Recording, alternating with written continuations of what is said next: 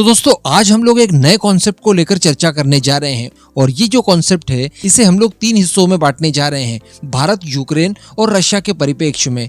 यहाँ पर कई सारी आपकी शंकाओं को दूर किया जाएगा और जो कई सारी शिकायतें हैं वो अपने आप ही दूर हो जाएगी जब आप सारी जानकारियां क्लियर शब्दों में बिल्कुल आसान भाषा में समझेंगे। तो आप बिल्कुल वीडियो के अंत तक बने रहिए। वीडियो को लाइक करके आपके अपने खुद के इस चैनल को सब्सक्राइब करके हमारा मनोबल जरूर बढ़ाइएगा। चैनल नया है, इसकी सारी जवाबदारी मैं आपके कंधों पर डालता हूं।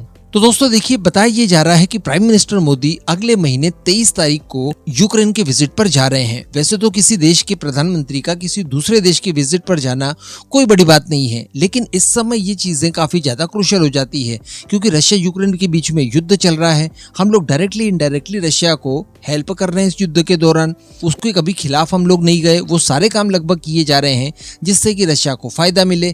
फिर भला हम लोग यूक्रेन क्यों जा रहे हैं, जबकि पीएम मोदी रिसेंटली रशिया के विजिट पर होकर आए हैं। जब रशिया के विजिट पर पीएम मोदी गए थे उसके बाद यूक्रेनियन अथॉरिटी और स्पेशली उनके प्रेसिडेंट द्वारा काफी अपमानजनक शब्दों का इस्तेमाल भी किया गया था पीएम मोदी के लिए कि ये आप गलत कर रहे हैं, आप एक युद्ध अपराधी के गले मिल रहे हैं। पूरी पश्चिमी गैंग ने भारत का विरोध किया था, लेकिन इसके बावजूद ऐसा क्या है कि प्राइम मिनिस्टर मोदी यूक्रेन के विजिट पर जा रहे हैं और यूक्रेन के बड़े बड़े ऑफिशियल भी ट्विटर वगैरह इनके माध्यम से भारत के बारे में अपमानजनक बातें करते हैं। उसके बावजूद हम लोग इनको ऐड क्यों भेजते हैं? तो देखिए, यहाँ पर भारत की भी अड़ी हुई है। एक्चुअली मैं आपको बता दूं कि भारतीय नौसेना बहुत बड़े स्केल पर यूक्रेन के ऊपर आश्रित है और केवल हम ही यूक्रेन के ऊपर निर्भर नहीं थे, बल्कि रशिया भी बहुत लंबे समय तक यूक्रेन के ऊपर निर्भर रहा। सोचिए, यूक्रेन तो हमारा कोई ट्रेडिशनल राइवल नहीं है, लेकिन रशिया का तो है। लेकिन इसके बावजूद रशिया की बहुत बड़ी निर्भरता यूक्रेन के ऊपर हुआ करती थी और वो थी मरीन इंजन्स को लेकर, जिन्हें गैस टरबाइन इंजन्स भी कहा जाता है। ये यूक्रेन में बहुत बड़े स्केल पर तैयार किए जाते थे और यही गैस टरबाइन इंजन्स भारत को भी एक्सपोर्ट किए जाते थे यूक्रेन द्वारा और रशिया को भी किए जाते थे। भारत की बात की जाए तो नौसेना के एक बहुत बड़े बेड़े के अंदर यूक्रेन के इन्हीं इंजन्स का इस्तेमाल किया गया है।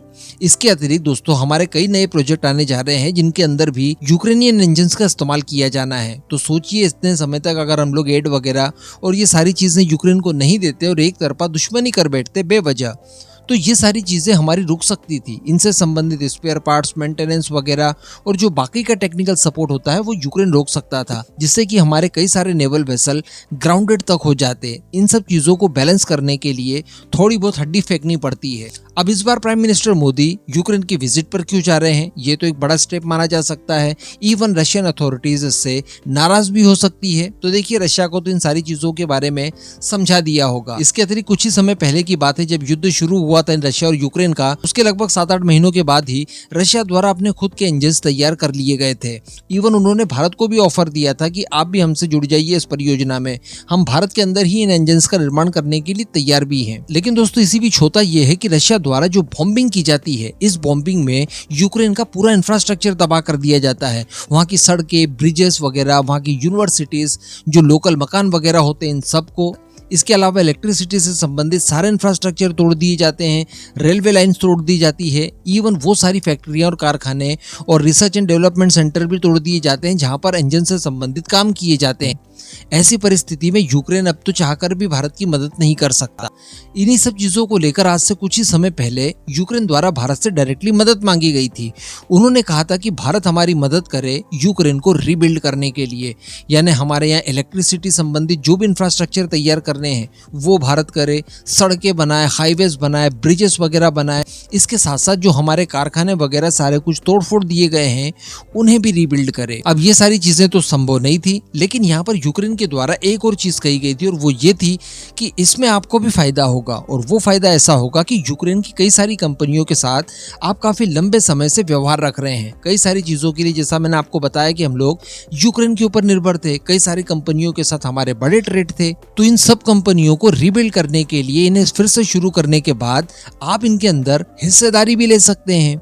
तो यहाँ पर बताया ये जा रहा है कि प्राइम मिनिस्टर मोदी का एक सबसे बड़ा मकसद यूक्रेन विजिट पर जाने के लिए यही है कि पीएम मोदी वहां पर जाकर मरीन इंजन्स को लेकर किसी तरह की कोई ना कोई डील फाइनल कर लें या उन कंपनियों के साथ कोई साझगांठ कर लें, उनसे या तो हम लोग लोकल मैन्युफैक्चरिंग के लिए लाइसेंस वगैरह ले लें, उनमें हिस्सेदारी ले लें, जिससे कि हमारे नेवल वेसल जो कि इस समय ऑपरेशनल है वो सदैव ऑपरेशनल ही रहे और जो नए प्रोजेक्ट में हम लोग यूक्रेनियन इंजन को इस्तेमाल करने जा रहे हैं वो काम भी हमारा ना रुक पाए। तो ये सबसे बड़ा मकसद बताया जा रहा है पीएम मोदी के यूक्रेन विजिट का, और इन्हीं सब कारणों की वजह से हम लोग समय समय पर यूक्रेन को एड वगैरह भी देते रहे हैं, फिर फूड एड हो, मेडिकल एड हो, इस तरह की चीजें लगातार देते रहे हैं। हालांकि इसके अलावा भी कुछ और नए मकसद भी हमारे हैं।